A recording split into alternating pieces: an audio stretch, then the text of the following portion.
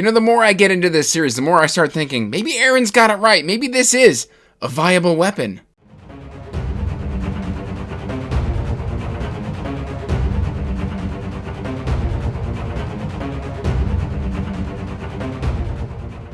Hey everyone, welcome back to Andrew's Wizardly Reads, and as always guys, I am Andrew, and today we are here to talk Wandering In, book number 4, Winter Solstice.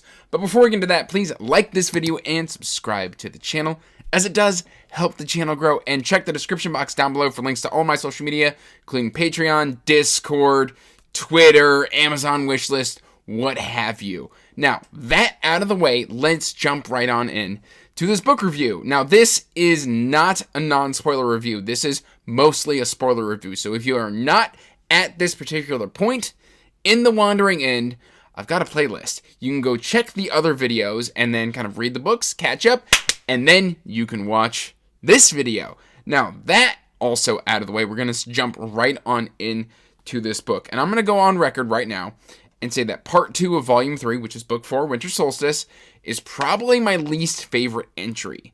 But even saying it's my least favorite entry, I still probably give it 4 stars. It just felt a bit messy. And from my understanding, where this comes from is essentially certain parts or certain side stories were moved around to make a more cohesive story, which then kind of elongated certain parts. I'm talking about Wistrom Days. Obviously, supposedly the first couple parts of Wistrom Days were on the website much earlier on in the story, but then when the ebooks were compiled, it was moved forward. Now, I liked Wistrom Days. I thought it was very insightful to kind of see where Pisces and Saria kind of come from and their origins and their history. It was a full-length novel, but that aside, it was really good, but it really kind of interrupted what I would consider book 4, Winter Solstice. But I think also this book has done a great job of setting up volume 4, which I think is obviously the job of any end of a volume. That said, let's start at the beginning of this volume with kind of Rags and Garen Redfang and all of them. They've kind of moved and come to this mountain hold full of, basically goblins. A goblin, I think he's like a goblin lord, or he's just under a goblin lord. I don't remember this goblin's name. He's big, he's fat, he can transform and stuff like that. There's a lot of characters to remember in Wandering In. And I liked this for what it was, but it also wasn't my favorite start to a, air quotes, book. It just kind of, I know it's literally picking up halfway in between of a volume, so it can't act as its own standalone book, but it wasn't a good entry point into the story. So I did have a couple false starts with book 4 because I don't know, I thought we would start somewhere else than with Rags. Rags isn't my favorite character in Wandering In. I like Rags, but right now, she's just not my favorite. Now, I did like the whole "you're not goblin" and how she kind of stands up and embraces and gets the class chieftain. And so now she's chieftain. She is a chieftain, and she kind of takes a bunch of goblins and leaves this kind of horde, this mountain horde and protection and power and all sorts of stuff like that. I really enjoyed that. But in the end, it wasn't my favorite entry point into the book. And then rather quickly, we get into Wistrom Days, which is 7 parts in this book where we explore Wistrom Academy and Pisces and Saria. And this one was kind of interesting because we just jump right into Wistrom Days, and it isn't until the end of Wistrom Days that we then jump back and we kind of analyze that it's Aaron and Saria talking to each other. And I thought this was interesting because it was rather abrupt that we're in Wistrom Days. Literally, a chapter ends, and then all of a sudden, it's young Saria. Well, I say young. Saria's 50 or 60. But young Saria going off to Wistrom Academy. And there wasn't a smooth delineation or transfer into a flashback. And then it isn't until after essentially a novel's length worth of content that we then delineate that we did a flashback because Aaron had asked the history of Saria and Pisces. But again, I did like every individual part. It fleshed out these characters' backstories, and it was very interesting to read, and quite frankly, heartbreaking. But, I mean, from there, I mean, we do get to learn a lot about golems, we get to learn a lot about magic, we get to learn a lot about mages and in-world in general, and why they are the way they are in this current day and age. I really enjoyed learning all about that, and like how Wistrom has a currency of secrets instead of actual money and gold. Like, secrets are worth more at Wistrom than monetary wealth.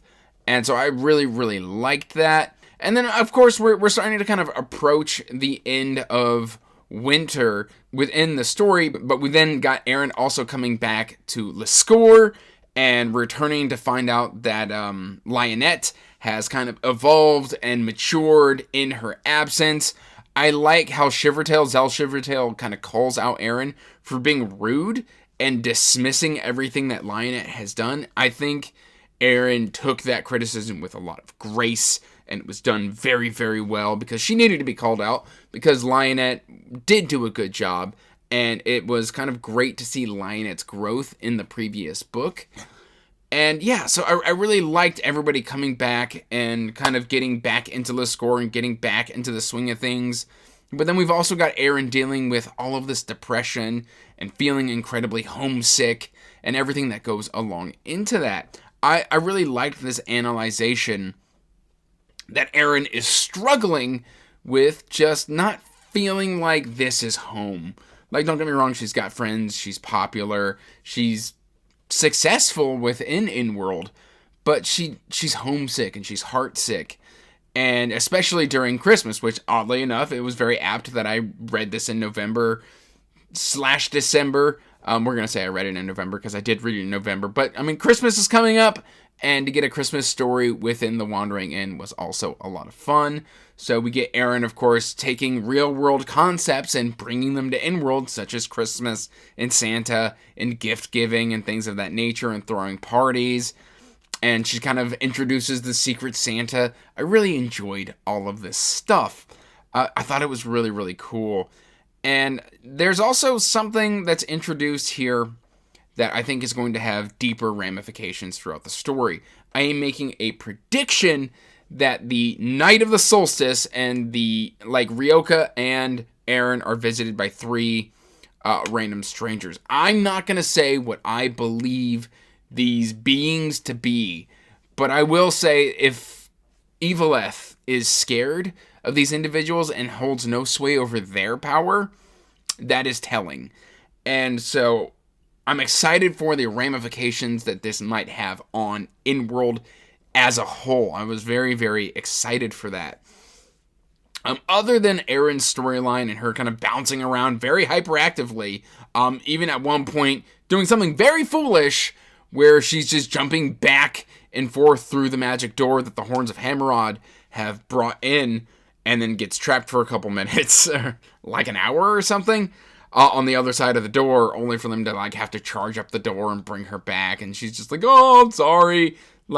Obviously, I agree with Pisces. That was annoying. You should have known better. But, yeah, I really enjoyed that aspect of the story. Let's talk about Ryoka, because Ryoka does not appear really until the end of the story. And right now she's still with Magnolia Reinhardt. Well, Magnolia's gone, but she's still at Magnolia's estate with Eveleth. And then we get Lakin kind of coming into the story, and their storylines kind of converge. And I thought that was very interesting. The way Ryoka's, of course, very cagey, but she hears Lakin speak German. And then, Ryoka has to have this whole conversation of, what if in-world has a Germanic-speaking culture? Does that mean that Lakin's from Earth? Or does that mean... What does that mean? And so she kind of very badly stalks and gets caught by Doreen, of all people. I loved that whole dynamic. And I do like the way that basically Ryoka kind of interacts with Lakin, and then what also that Ryoka does in getting the equipment analyzed for the Horns of Hammerod. There's a choice that Ryoka makes that, there's a wand.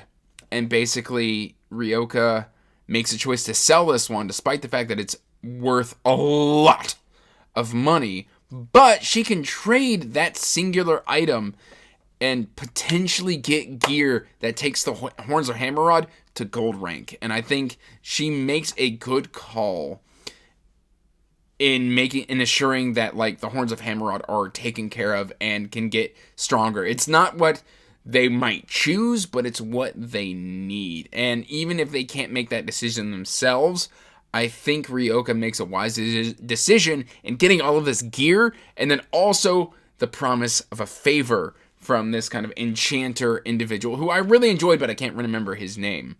Overall, I really enjoyed all the individual parts of Winter Solstice, but when they come together to form a book, it was very messy. It was all over the place. I thought we were going to come back to Rags. We don't really come back to Rags all that often.